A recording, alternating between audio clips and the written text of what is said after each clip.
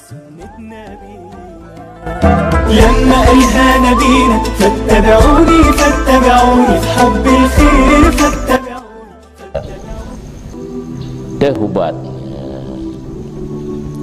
Setengah daripada solusi untuk perubat ria, dah pandang, dah keriling kemelaratan yang timbul yang terbina di atasnya ria, dan istilzamnya ria akan mutuka maudu' karena amal guwata untuk ibadat kepada apa? Ada ianya amal itu digunakan bagi manusia, dan lazim makannya ria oleh istighfaf ibadatir rahman, menganggap remeh ibadat kepada Rabb, kepada apa?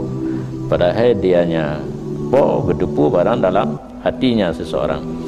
Jadi cara tak ubat ria, tak ingat darar yang murattab alih, kemelaratan yang timbul karena ria. Ria kan hana getung amalan dia.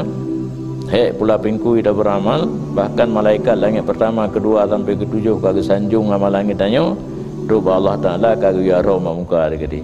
Dia mengamalkan karena lung kan Allah Taala. Nyalain enggak berai mandung.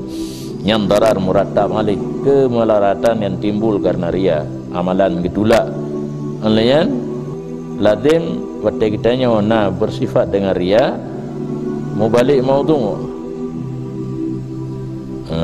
Pokok masalah je kau balik mubtada kaji khabar, khabar kaji ke mubtada.